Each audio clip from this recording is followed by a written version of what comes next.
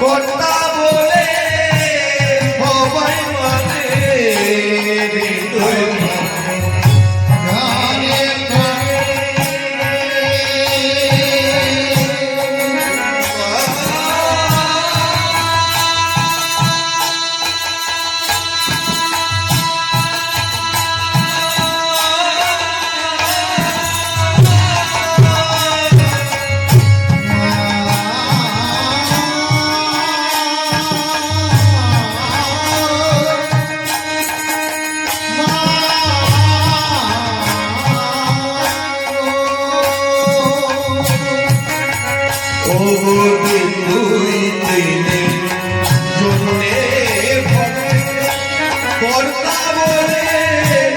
সবাই মানে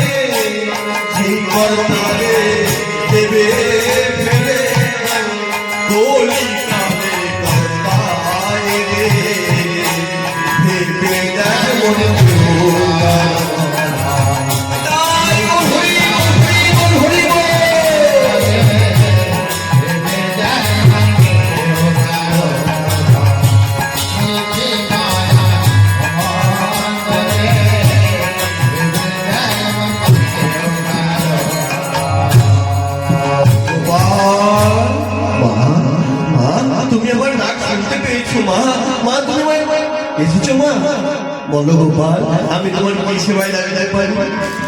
ও মা, আমার না ইচ্ছা হয়েছে, আমি একটু নাবিক সাজতে ইচ্ছে হয়েছে। তাই আমার তো কোনো নৌকা নেই, তাই তুমি একটা আমার নৌকা তৈরি করে দেবে। ও আজকে আমার গোপাল নৌকা চালাবে, তাই নাবিক সাজতে ইচ্ছে করছে। আচ্ছা গোপাল, তুমি বলো তো, তোমায় যদি আমি নৌকা তৈরি করে দিই, নাবিকটা কি হবে? তুমি তো না অন্য কেউ? ও মা, আমি তো নাবিক হওয়ার জন্য তোমাকে নৌকা যাচ্ছি, তা তুমি আমার নৌকা তৈরি করে দেবে? তাহলে আমার গোপাল যদি নাবিক হয়, তবে তো যেমন তেমন নৌকা দিলে হবে না। শোনো গোপাল, বলি তুমি যদি হও গান্ধারী, আমি হব দেহতরী।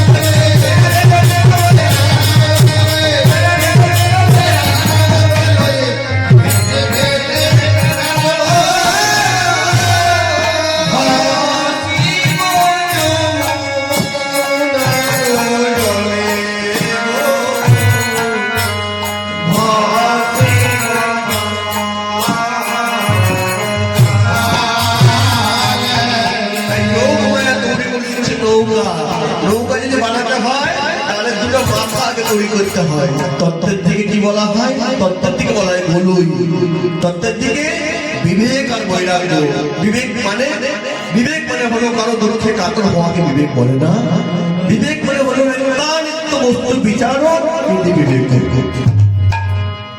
কারোর ভিতর যদি বস্তু বিচার করা খারাপ হয়।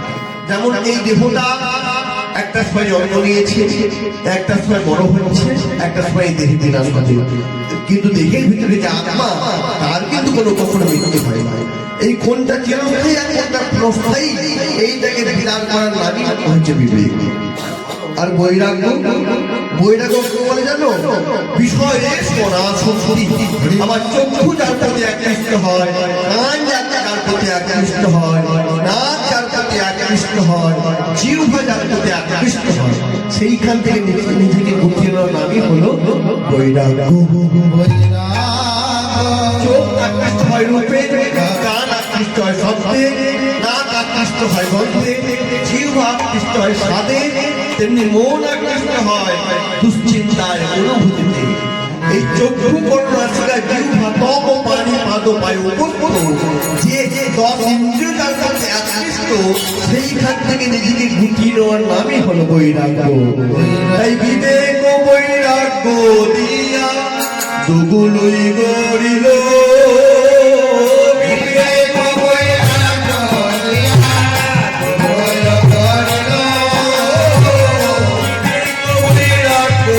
দিয়া দুগুলই